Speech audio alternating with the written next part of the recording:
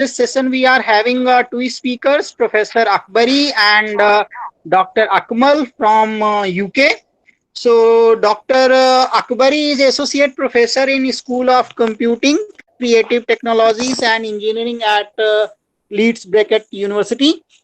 Before, he has done his PhD in Electronics and Electrical Engineering, and he has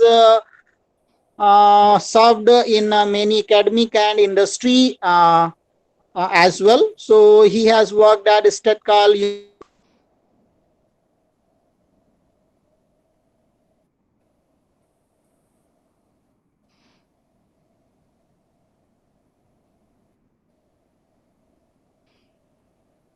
Hello.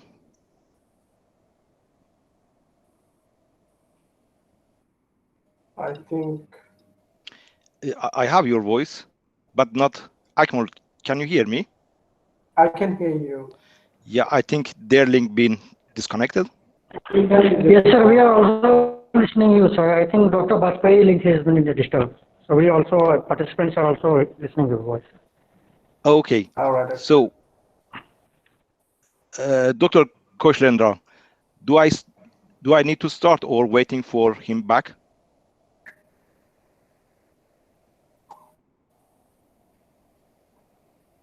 Shall I start? Koshlendra sir. Okay. Can you hear me, please?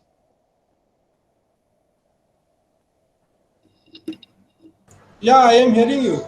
Wait Okay, 1 okay. minute. Yeah. ठीक है. Okay, that's fine. Mike off ठीक. My ठीक है हो गया.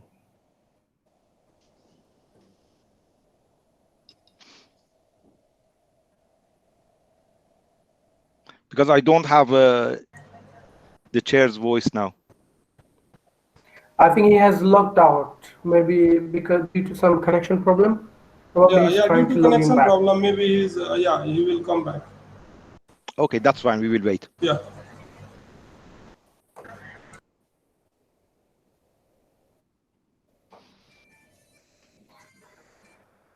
ओ या बोल रहे थे ना तो आपका माइक ऑफ था इसीलिए बोल रहे थे. ठीक.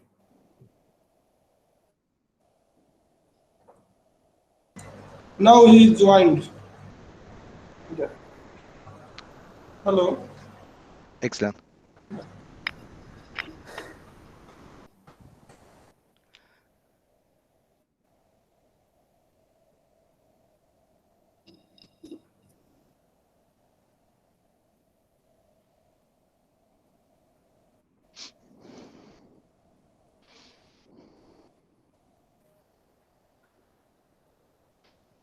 Akmal, can you hear me?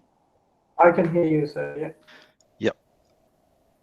Because I can't hear the chair's voice. Yeah, I think he has logged in, but probably he's just preparing his speech, probably.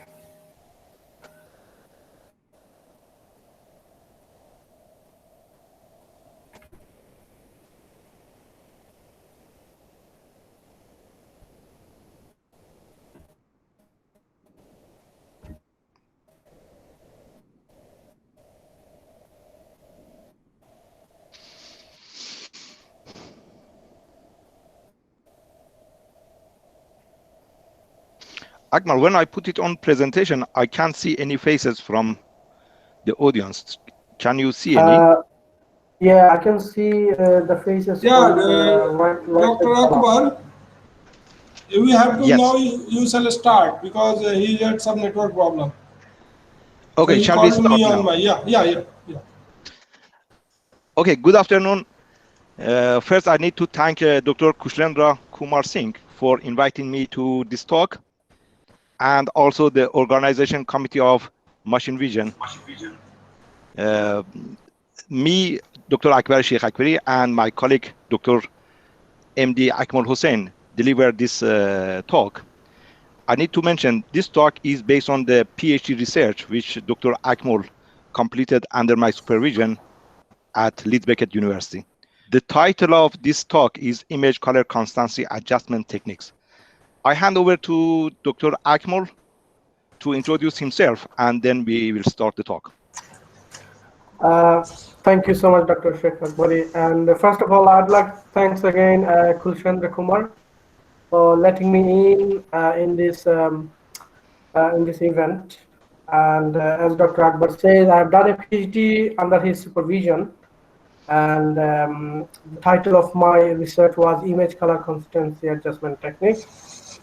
During my research, we have published a number of journal papers and conferences.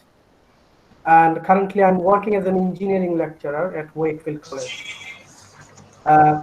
That's all about me. Thank you so much. Now I will hand over to Dr. Akbar Sheikh Akbari to continue with the presentation. Thank you. Okay, thanks, Akmal. I will start with the outline of the talk. I will give an introduction to the concept of color constancy adjustment and its application. Then I will introduce three main novel ideas which Akmal and I produced during this PhD research. One of them is color constancy adjustment using subblocks of the image. The second technique is color constancy for uniform and non-uniform illuminant using image texture. And the third one is color constancy algorithm for mixed illuminant scene images. And finally, we will conclude the talk. First, let's look at how an image formed when we capture a digital or analog image. We have a light source, illuminate the scene. That light source could be sun or any other light sources. So the color of the light source is important to see the true color of object. So that light source could be a canonical, uniform, or non-uniform and non-canonical light sources. The lights reflect, hit the objects, reflect the reflection of the light back to the imaging system. Then imaging system, which is a camera, has a sensitivity function, convert that one to analog or digital images. So this is the process of creating a digital or an analog image. Now imagine we have an object of particular color. When we illuminate that object with different color, we see it in different color. That's a problem. So the color of object can be seen when the true color of object can be seen when the scene is uniformly lit by a white light source, canonical white light source. But if the light source is not uniform or is not white, we don't see the true color of object. The second thing is we illuminate the scene with a uniform white light. The sensitive function of the imaging device has to be flat, otherwise it affects the captured image. For example, we have R, G, and B. If sensitivity is different for R, G, and B, then it adds color cast to the image. So that is the concept of where we are. After capturing an image, all imaging device has a function or algorithm, color constancy techniques or algorithm that perform on the image, make it in a way that we see as if the scene illuminated by white uniform light.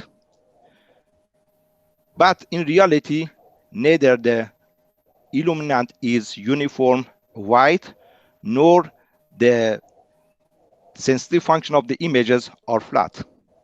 So that algorithm between the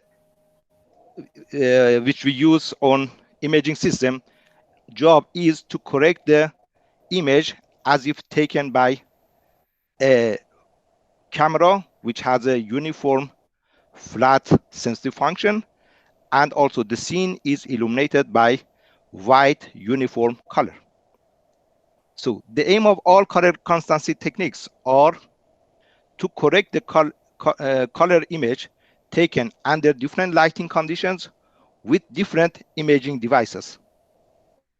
And the corrected image should be as if the scene is illuminated by a uniform canonical light source and the sensitivity function of the imaging system is flat.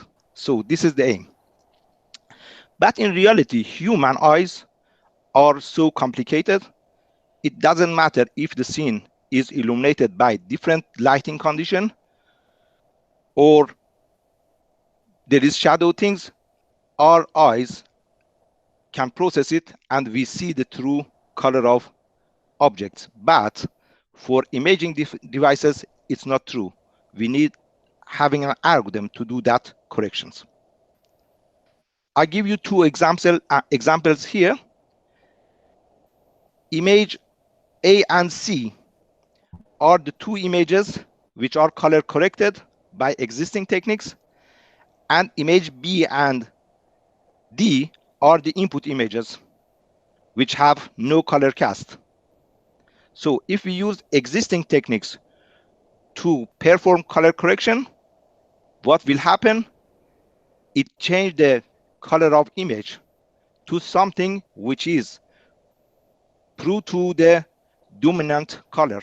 For example, if we look at D, its original image, which without any color cast, you can see C, it is bluish. Means color correction techniques actually added color cast to the system rather than make it better, it made it worse. There are a range of techniques to do the color correction. Some of them are learning-based techniques, some of them are gamut techniques, and majority are statistic-based techniques. Statistic look at the statistic of the image data and correct it. These are straightforward, fast, less computation cost, and they don't need any training. So most of the imaging devices equipped with statistical color constancy adjustment techniques. Existing techniques on this field are from the simple one, maximum RGB, shades of gray, gray age 1, gray age 2, weighted gray age, corrected moment, Cheng et al., and many other techniques. But the base of all of these are the same. All these techniques are based on two assumptions. The first assumption for these techniques are the scene is illuminated by a uniform canonical light source, means sun.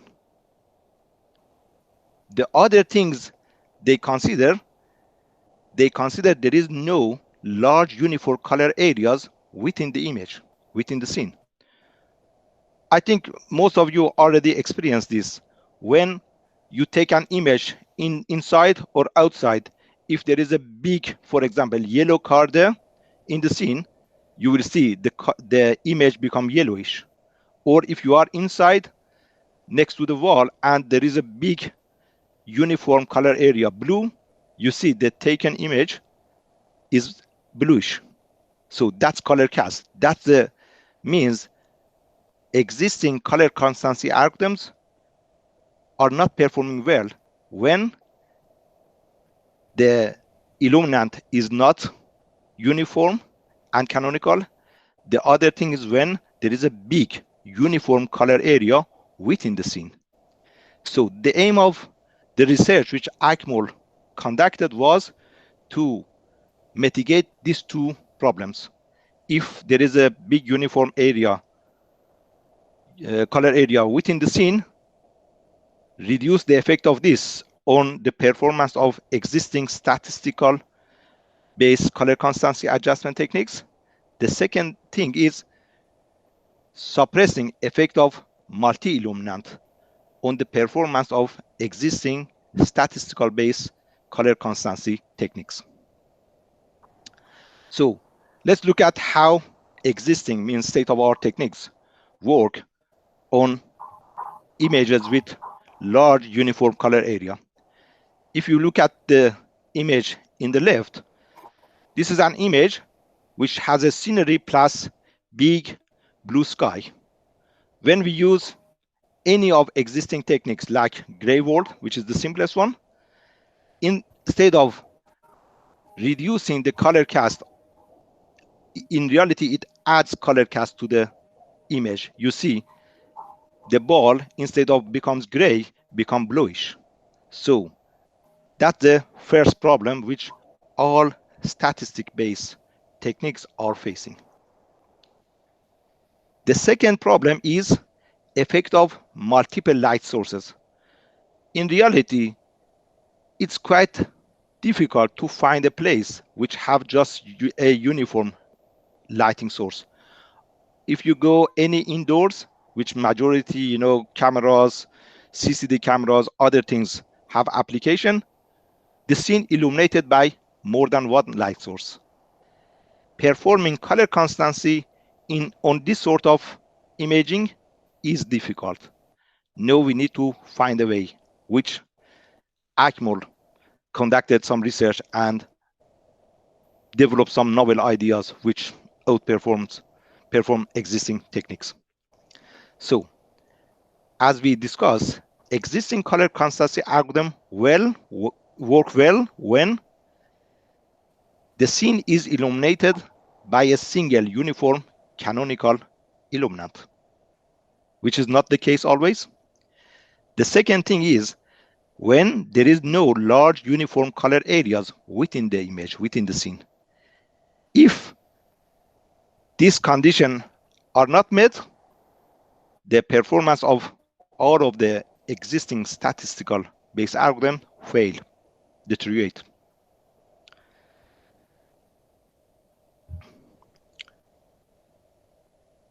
So, as we discussed already, large uniform color area within the image, you will see in figure B how the performance of gray world techniques deteriorated. Again, there are another two images. One image, image A, shows a scenery outdoor image with a big blue sky in the image, and in the right side you see an indoor image with multiple illuminant. When we perform color constancy adjustment using existing techniques, the gray ball, which is located in the left left side of the image, instead of being gray, it's something else. It has color cast. So this is the problem. Now let's look at what the application of color constancy adjustment.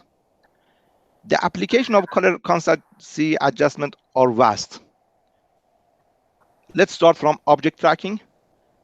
If we do object tracking, one of the parameters that we consider in object tracking is the color of image. As one object moving from one place to other place, the color of illuminant changes. So the color of object changing. Imagine if we have a CCD camera and at different time of the day, the lighting condition is changing. So if a person wearing particular clothes at different time of the day, it looks different. So if we like to track that person across cameras, it's not easy. By adding proper color constancy adjustment to the imaging system, it improved the performance of all object tracking.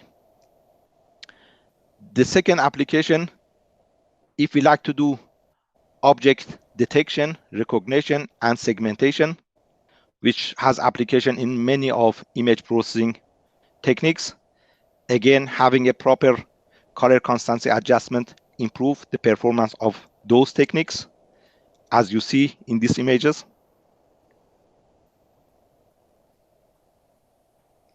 One of the application of this research is for forensic. In reality, we are in discussion with a company to provide them with a software which help them to track people imagine in the airport, if there is a range of cameras and they like to track particular person with particular clothing, for example, due to different illumination condition,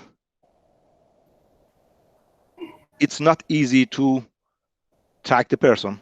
But if we have a proper color constancy adjustment, it improves the performance of tracking particular person in different lighting conditions in the airport. So the first techniques that Akbar proposed in his PhD research was named color constancy adjustment using sub-blocks of the image. The outcome of this novelty been published in one IEEE journal, IEEE Access, and perhaps one or two conference papers. The idea is quite simple. It split the input image into a number of non-overlapping blocks, then select blocks with sufficient color variation. In reality, select blocks which have uniform color area and remove them from contributing to color constancy adjustment. Then it use any existing color constancy adjustment, applies to the remaining part of the image, and perform color constancy adjustment. Results show it really worked well. Let's look at that one. So here is the flowchart of the image. An image entered to the system. It's split it to non-overlapping block of 8 by 8. Then it assessed content of each block, but by calculating AAD, which I mentioned what it is, and then assess if that block has enough color variation or if it is a uniform color area. If it is a uniform color area, simply ignore that one. If not, it takes that block information to be used as part of color constancy adjustment. Then it performs color constancy adjustment with the remaining blocks, and you will see the performance in a minute. So let's look at that one here. This is the image. We split it to non-overlapping block of 8 by 8 size, and we chose 3 blocks here just to demonstrate how it works. Block 1 represents a uniform area. Block 2 represents the leaves which have sufficient color variation, and block 3 represents the surface. Again, it has sufficient color variation. To assess which one in reality has sufficient color variation to be used or contribute to color constancy adjustment, we applied normalized average absolute difference.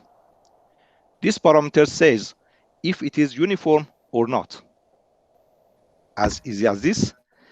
And when we calculate that parameters for all blocks, what you see in this table is not being normalized.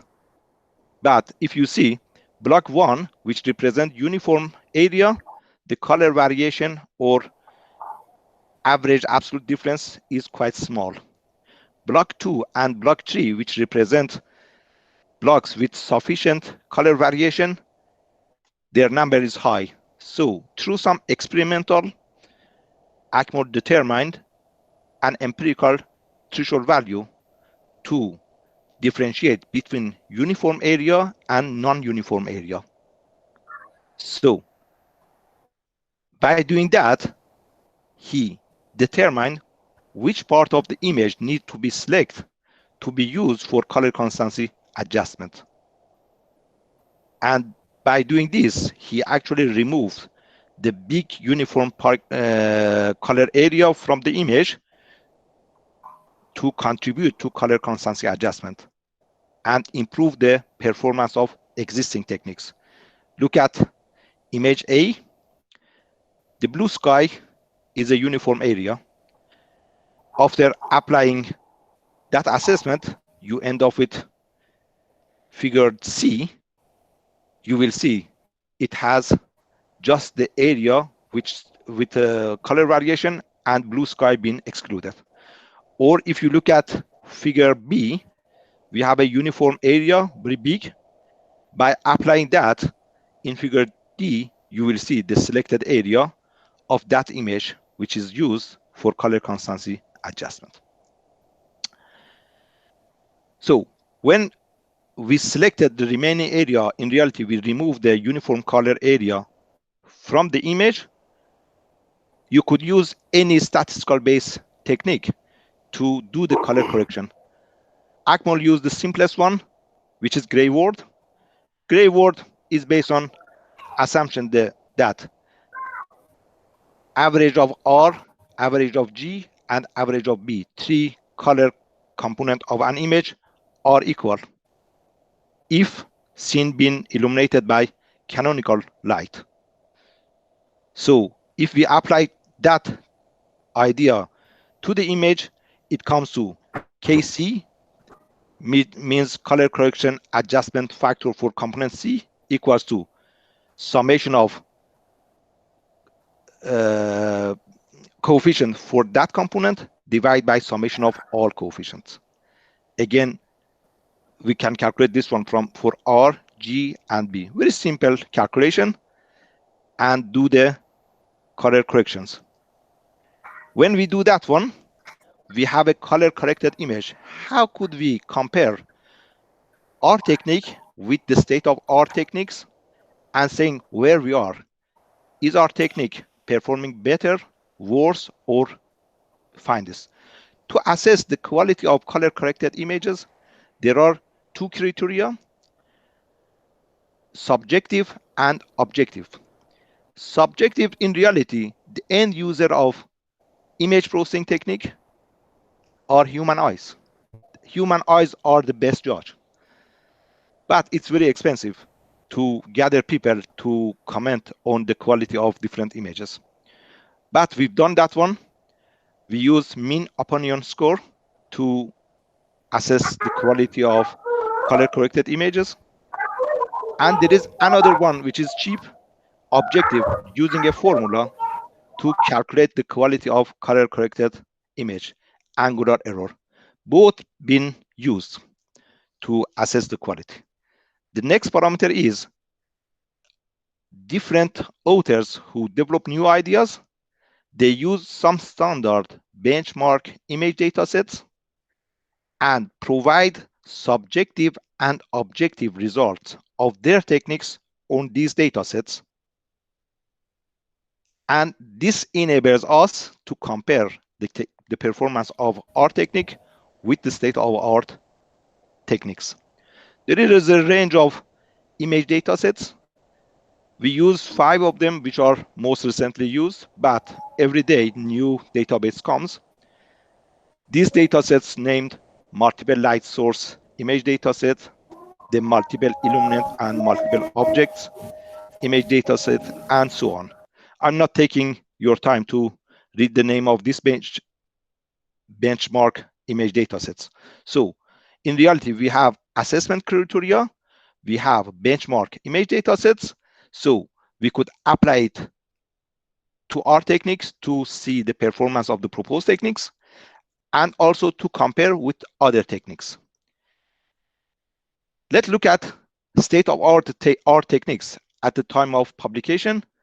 For statistical based techniques, maximum RGB, shades of gray, gray edge 1, gray edge 2, weighted gray edge, corrected moment, Cheng et al., and few others were the state of art techniques. Any publication you see, they give subjective and objective result of these techniques with respect to some of those databases. Not everybody use all databases. So we've done the same. We applied the proposed technique and the state of art techniques to some sample images you see. For example, for this image, this is the input image, and B is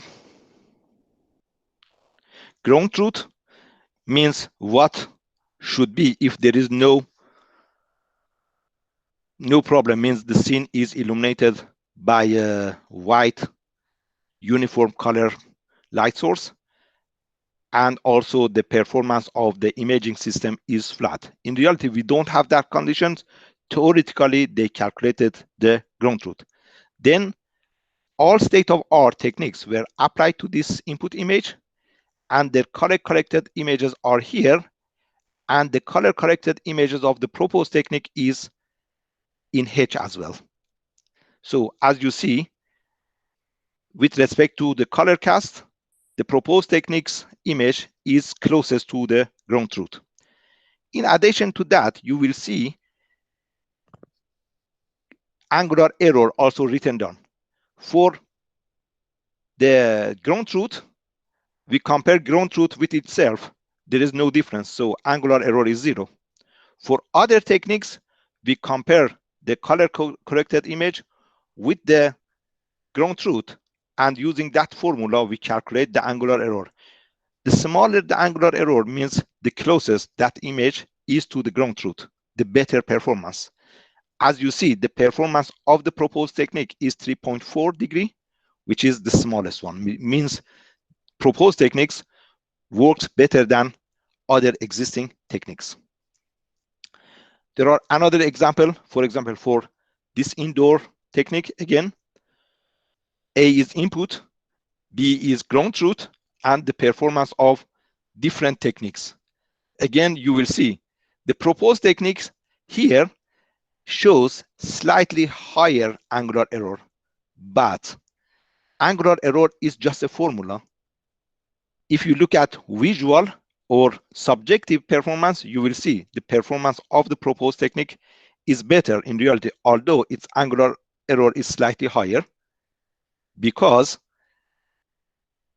the final judge is human eye. Imagine we have an image of a child.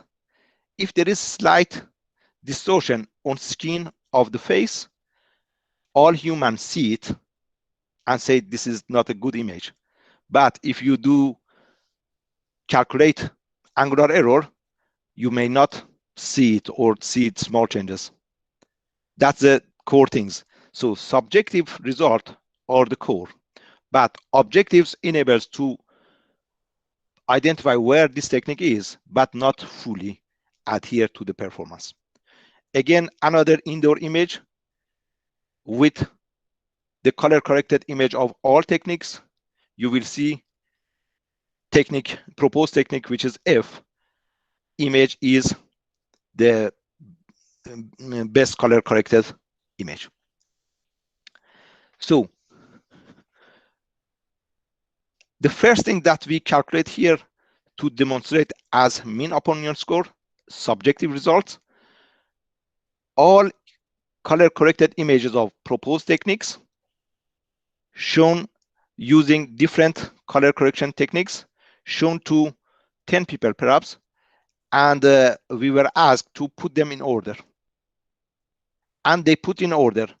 The best one got 5, the worst one got 0, and the average of those scores used, which different viewer look at that one, we put it here for different data sets, MIMO, Grayball, and other data sets, and for different techniques plus the proposed technique, you will see the performance.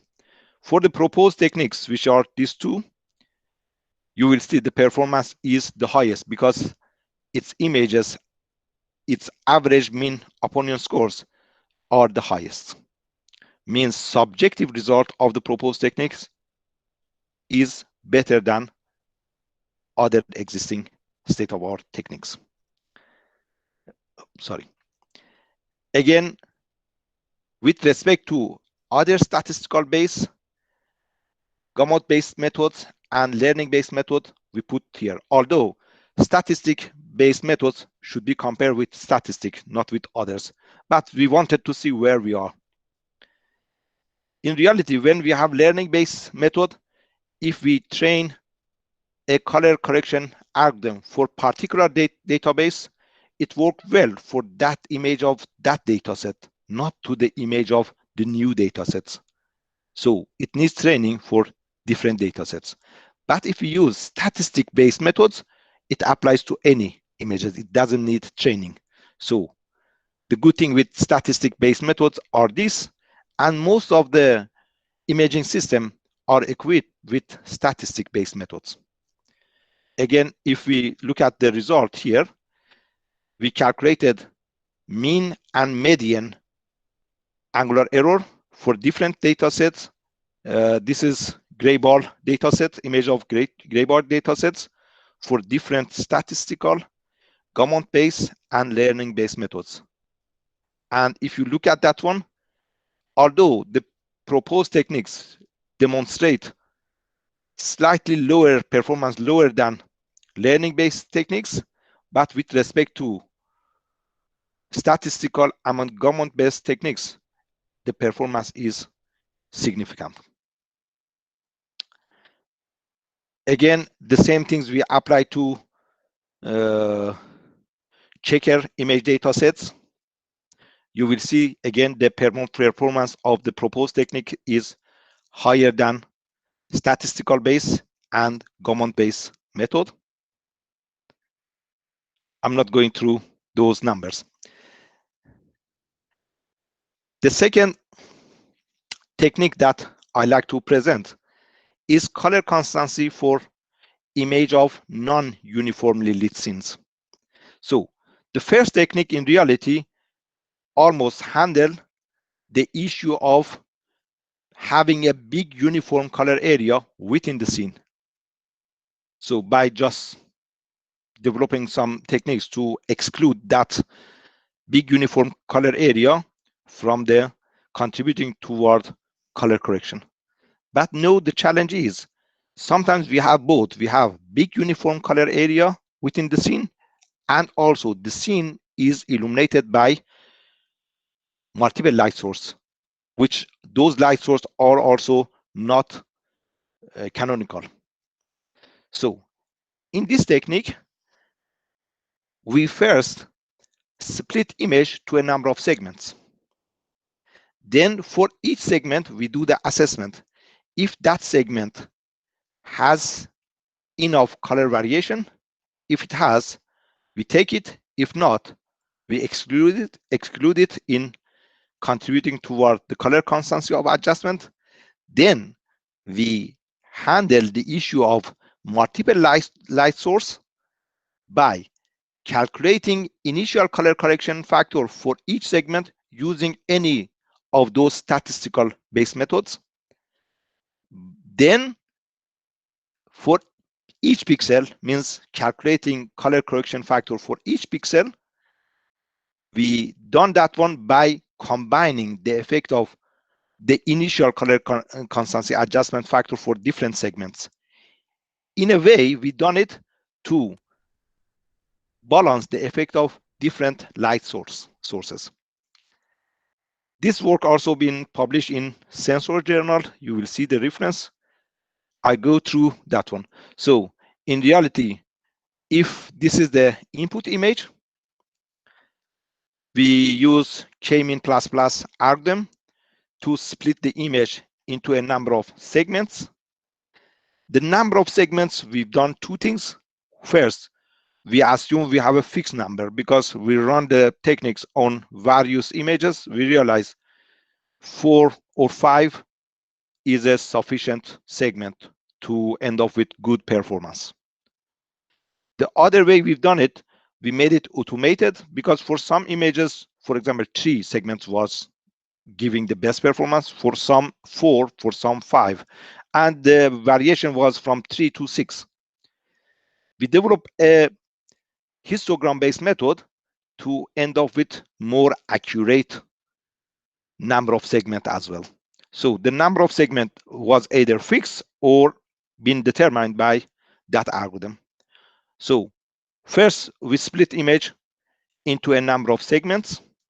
Then coefficient in each segment been assessed to exclude the uniform areas. After that one, for example, for this, you will see segment 3 not selected because it represents uniform blue sky area. Then for each of the resulting segment, we use any existing techniques to calculate color constancy adjustment factor. We name them initial. So we have that one representing, we assume that color correction factor represents the illuminant for that segment, let's say. Then we fuse these weighting factors together in a way balancing effect of different lighting source on each pixel and determine per pixel color correction factor. And that one is the output image. As you see, it mitigates the effect of having a big uniform color area and having a multiple light source. In this, you don't see multiple light source because this is an outdoor image, but we will show more images of that. So to do image segmentation, first of our algorithm, we could determine them using a histogram-based algorithm. As I said, I will give more explanation here. And then if we know the number of segments, either predefined or using histogram-based algorithm, we split the input image into a number of segments using k-mean plus algorithm, which is again well-known techniques. Okay, to determine the number of segments, first we convert the input image to gray from RGB to gray. Then we generate a histogram of gray image data. So we end up with a vector. Then we smooth this vector using a Gaussian 1D filter, and number of local maxima in the resulting filtered histogram coefficient represent the number of segments.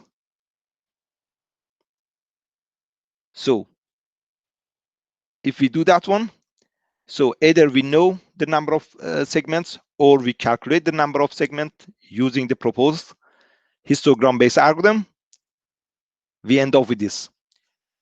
If you look at this image, image A is an input image. The proposed technique calculated 4 segments is enough to represent different color variation of this image. So if we feed it to k-mean plus algorithm, we end up with 4 segments which are represented in B, C, D, and E figures. The next stage is we need to assess the color variation of within different resulting segments. We use normalized average absolute difference criteria to determine that. This is the formula for NADC for each color component. If we calculate that one, for example, for this image, we applied histogram-based algorithm, end up with 4 segments required to represent different lighting condition of the image. Then we fed that one to k-mean plus algorithm, split the input image into image B, C, D, and E. Then we calculated normalized absolute average difference, and for different segment and different color condition, color component, you will see it. Segment 3, which represented in image D, represent uniform blue sky. As you see, its NAAD value are the smallest. Empirically, we defined a threshold value for that one. As this one is below the threshold value, we ignore this segment coefficient to be contributing to color constancy adjustment of the whole image. If we go that one, then simply we applied gray word algorithm to coefficient of each resulting segment, calculated initial color constancy adjustment for coefficient within each segment. So this is again well-known techniques. I'm not going through that one. The next thing that is a novelty of this paper, we balanced effect of different illuminant by using Euclideans, by regulating color constancy of different segments using normalized Euclidean distance of the pixel to the center of different segments. As you see, color constancy for component I, for example, for pixel I, component C, is a normalized distance of that pixel to center of those segments multiplied by color constancy, initial color constancy adjustment factor of that segment.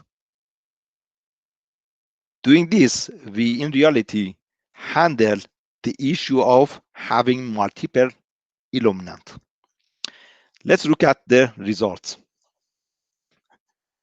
Again, we assess the performance of the proposed technique using subjective and objective assessment and existing benchmark image datasets, and compare the result with the state-of-the-art techniques. In this image, this table, you will see in the left column, you will see different image datasets. In reality, we haven't used all datasets because it was very costly to pay viewer to grade them. So we randomly selected a number of images from them, and then not all existing techniques provided their performance on these datasets. Some of them provided, enable us to compare. So we compare with 4 state-of-the-art techniques which are recently published. And if you look at that, the mean opinion score means assessment through viewer for the proposed techniques for images of different datasets are the highest, means the proposed technique in reality gives the highest subjective performance. Then we also apply to images of other datasets. In the left side, you see different techniques: gray word, maximum RGB, gray edge 1, 2, and so on. And here we calculated mean and median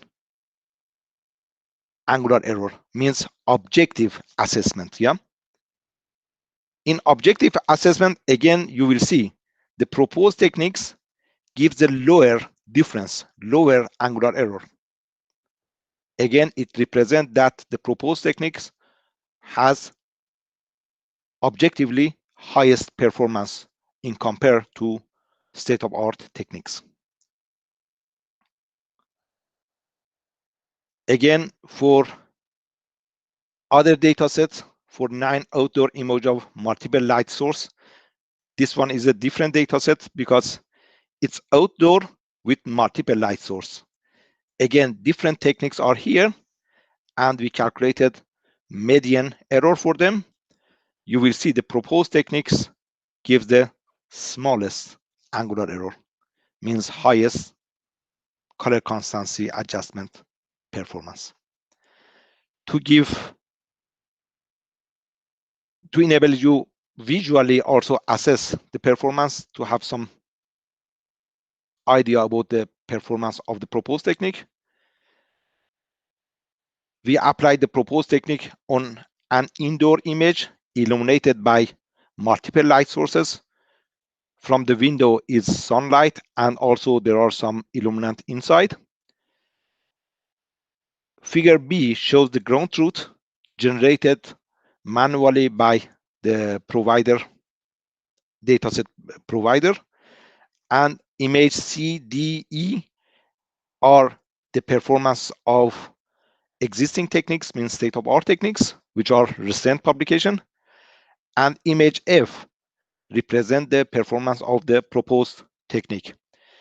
As you see, visually, the image of the proposed technique is the closest to the ground truth, and from objective point of view, it has the lowest angular error, 5.5 degree.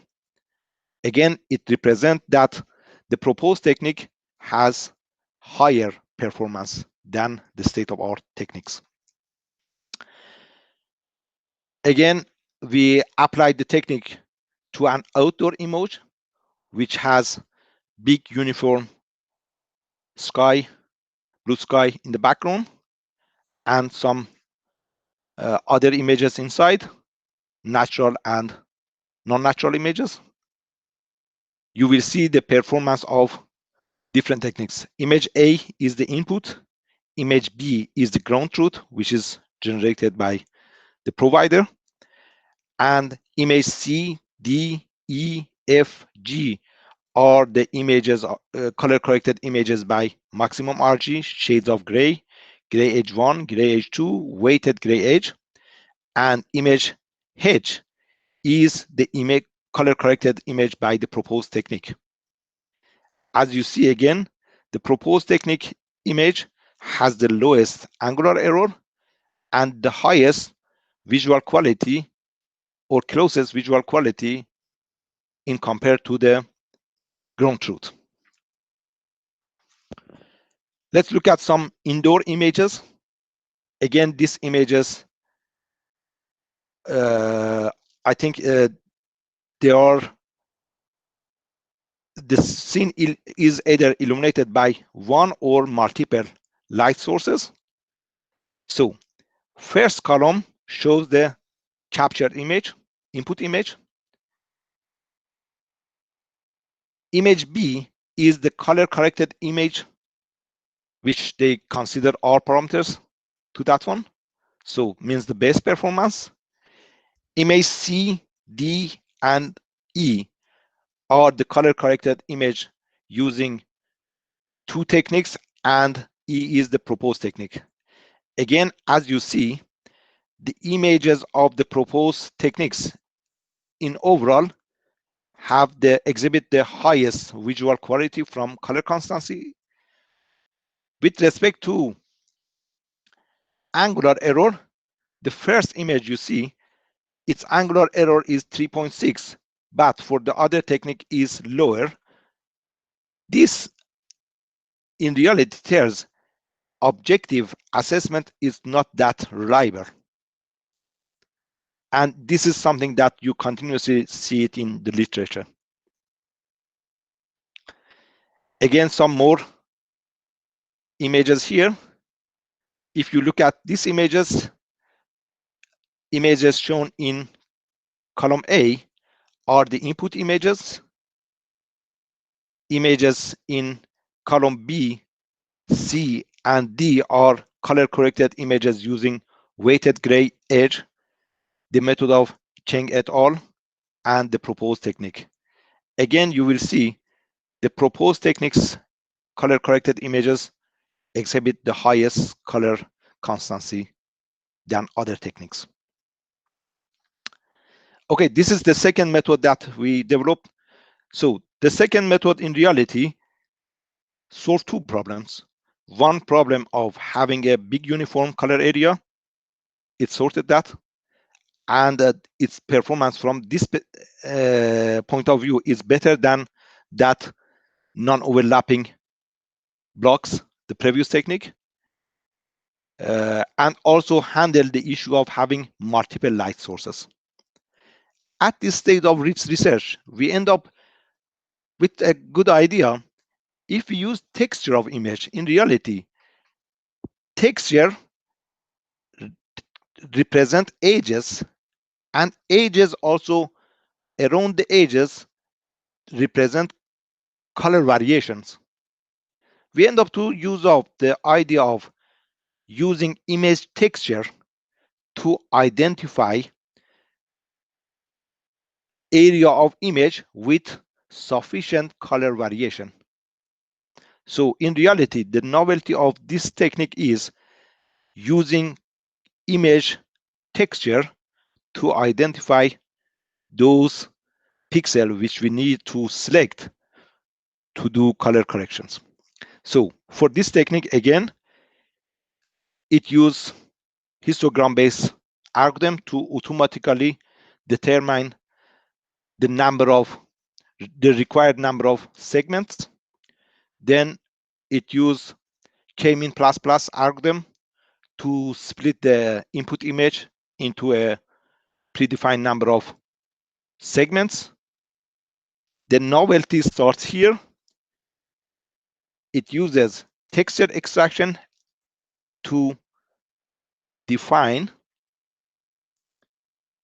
the area of image or segment with sufficient color variation. The remaining is almost the same. Then it calculates initial color constancy adjustment factor for each segment and uses Euclidean distance to determine per pixel color constancy adjustment factors.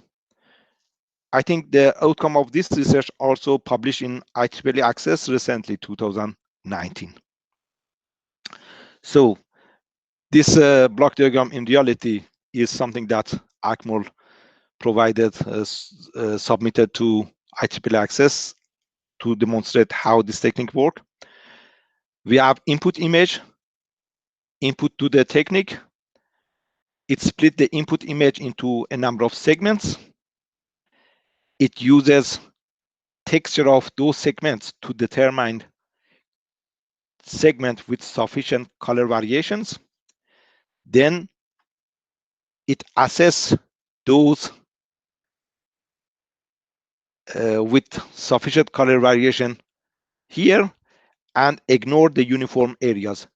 In uniform areas, almost have less texture. And again, it calculates initial color correction factor for each coefficient of each selected segment and fuse them together to calculate per pixel color constancy adjustment. So this block diagram shows how to determine, to identify different segments and check if they have sufficient color variation. If so, calculating color correction factor for each of these. Due to time, I'm not going through detail of this block diagram. When we calculated color correction factor for each segment, the information we pass to the second stage is the center of that segment plus color correction factor for component R, G, B of those selected segments. It uses Euclidean distance again to balance effect of different light source on each pixel and calculate per pixel color constancy adjustment. And at the end, we have color corrected images. So if we look at this one, image A represents the input image. And this is an image from Grayball benchmark image datasets. Image B, C, and D are the resulting segmented images. You will see the uniform color area being shown in figure D. Again, another example, this is image A, is an indoor image illuminated by multiple light sources. which is a common things. The proposed histogram-based technique determine 5 segment is sufficient to do the best color constancy adjustment, and image B, C, D, E, F shows the content of different segments.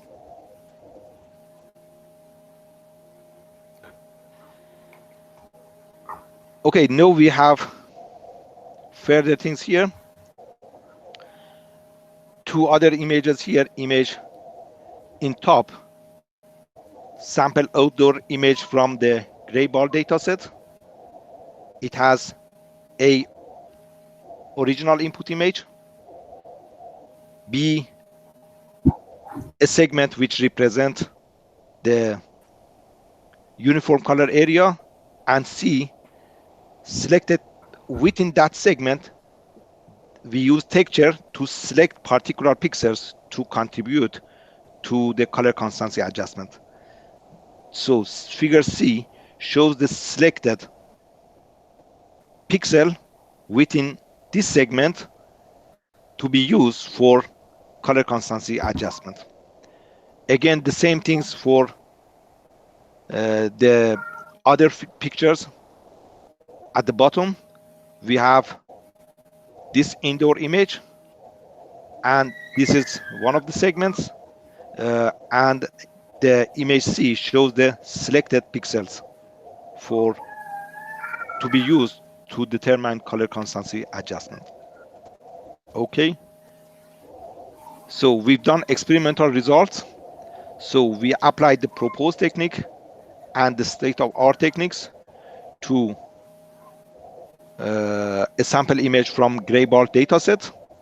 If you look at the figure in the left side, in top is the input image A, and B is the ground truth image, and figure C, D, and E are color corrected images by gray age 2, weighted gray age, and the proposed technique. You will see the performance of the proposed technique is significantly higher than the other state-of-the-art techniques. In addition to that one, it represents lower angular error. I haven't included that one with respect to 2 other presented techniques. Texture base has less computation cost with respect to calculating the color constancy adjustment factor per pixel, as it selects smaller number of pixels and it gives higher performance. To highlight the performance, we cut just the gray ball part of the image, and you see as enlarged part here, you will see the proposed technique, the ball area represents the highest color constancy and is the closest to the ground truth, which is represented in figure B. So now we presented 3 techniques, and let's conclude what we discussed.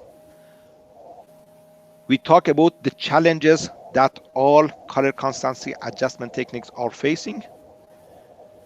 The problem they're facing are dealing with large uniform color area within the image, which is source of biasing the color corrected image toward particular uniform area.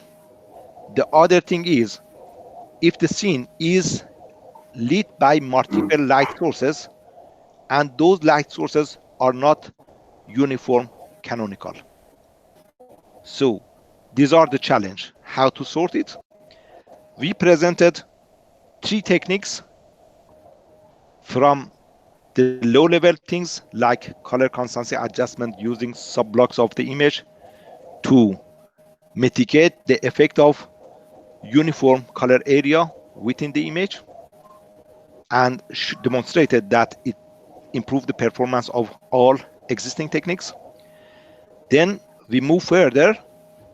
We developed another technique based on K-mean++ and fusing the color constancy of different blocks, different segments to mitigate both the effect of having a big uniform color area within the image, and if the scene is illuminated by multiple light sources.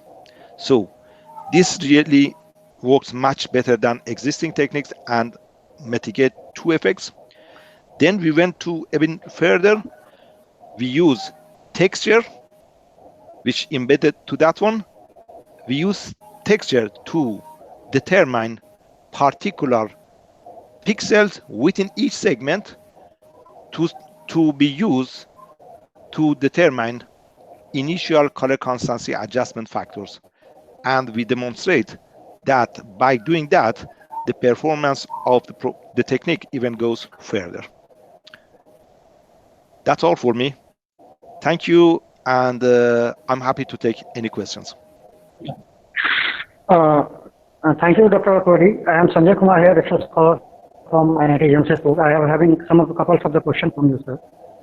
Yes, please. So am I audible? Sir, firstly, sir, on the first IEEE access paper, sir, you have mentioned that you have selected the uniformity on the basis of the blocks. So I have one doubt, sir. So what was the size of the block, sir? If you are changing the size of the block, there is some result is changing or not, sir? And the second question from that thing is, sir, suppose, sir, you have chosen uniformity on the basis of some angular something or differences, sir. I think that parameter you have used, sir. So Yes. that you have done for the RGB color image. So for the different three RGB components, that thing has been applied, or you have changed it into the grayscale, then that has been calculated. Yes. Dr. Akmal, would you like to take this question, or do you like me to answer? Yeah, I can answer that, sir. Thank you for the question. So the first question is, what is the block size we have used? Okay. We have used a standard benchmark dataset where all the images are same size. So empirically, we have found that 8x8 block size quite useful and deliver effective results. So, but any other block size, such as 12x12, also be used. Answer to your first question. Second question, how the uniformity of block was selected. We have used a mathematical calculation, which we named as average absolute difference.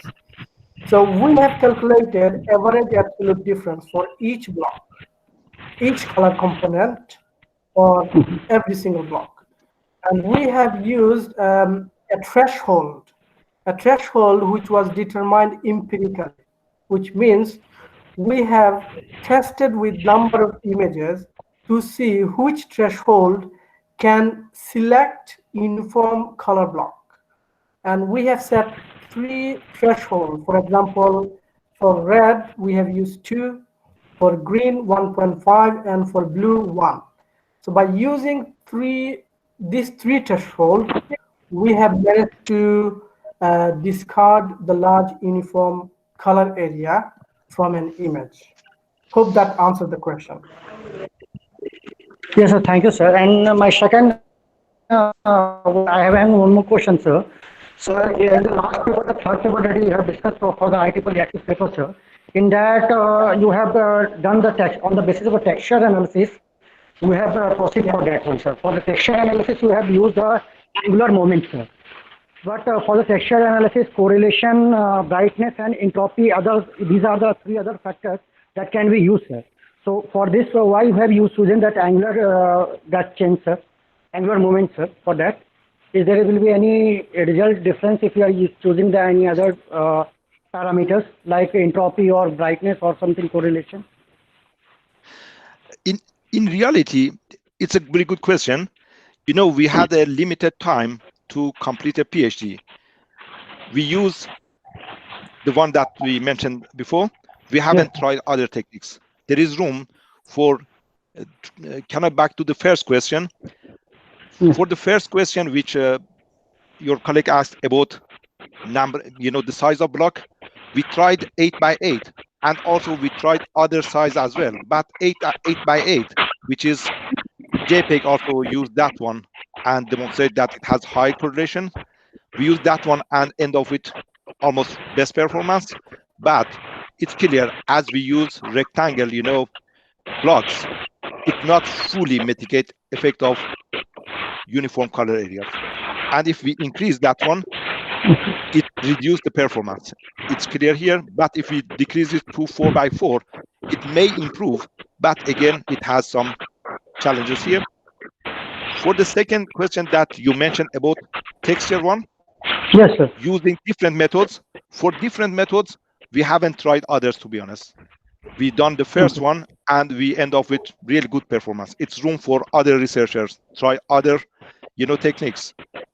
I'm pretty sure that some other techniques will give better performance than what we done. But the novelty of idea was using the idea of texture to selecting the pixels. Any other question which I missed? One more thing, sir. In the supplement of that thing, sir, I want to ask, sir, you have discussed about the objective and the subjective parameters. In Yes. the subjective parameter, you have talked about the MOS, sir. So, Yes. if there is any standard rule or regulation, something that you have there, and could be some the number of people, sir, how it is suggestible that how many people should be participating for that experiment, sir? Because, and a second question to that, sir, that part, sir, it is very difficult for the image processing application to select the correct performance metrics. I mean that objective performance metrics. So how to attend this challenge, sir? That suppose if we are using CC correlation coefficient or suppose SSIM, it may reflect it is showing very bad result, but for my application, suppose it is very good, it is coming very good results. So these challenges we are facing in real time, sir. I am also working on project. So this is my specific question for you: the selection of that performance metrics. Yes. There, I agree with you. If we like to calculate mean opinion score, it's a challenging and it is costly and it's not doable always. That's why when we calculated that one, we randomly select a number of image of each data set, not all the images. And also gathering people who are happy to give their opinion on lots of image was costly. That's why we just use our research student. We asked our research student in the lab to contribute voluntarily. And we've done that one. And again, I agree with you. There are some formulas, mathematical formulas, which gives very close result to that of subjectives. We haven't used that one. But it has a room for somebody else to complete that one. And that's really good things as well to be added to this. Thank you, sir. Thank you. Yeah. Thank you for your question. One thing from my side. Is Yes, it please. possible that this model will be also applicable on HSI? You have used for RGB. Yes. Is it possible that it will be work for HSI model? We haven't tried that one, but my reading is a modified version of this could be applied to that color domain. Oh, yeah. But we haven't tried that one. Okay. But it could be something in future, collaboration or, other student could consider techniques. But to my knowledge, most of the techniques are done, the color correction in RGB rather than other domains. Yeah.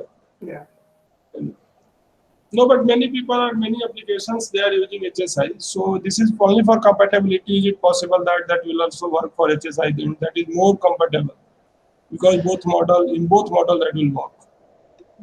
Yes, the issue is most of the imaging system, the output, the raw data is in the format of RGB. So converting from RGB to other domain, color domain, needs some, power, which that computation power means battery life. That's why most of the existing techniques, they save, the power and they do the, color correction in RGB domain. But I'm sure it's possible to transfer it to HSI or other color domain and do some research to see how we could improve the performance there as well. Yeah. Very good question. Thank you. Any question? Any other question from? Otherwise, we will now at the end of the session. I think there is now no question. Okay, thank you very much. Thanks for listening. And very nice presentation. Thank you, Dr. Akbar, Dr. Akmal. Yeah. Thank you. Yeah. Okay, Now thank you very much. everyone. Very much. And enjoy the rest of your day. Yeah, thank you. Thank you, sir. Okay, goodbye then. Sir. All right.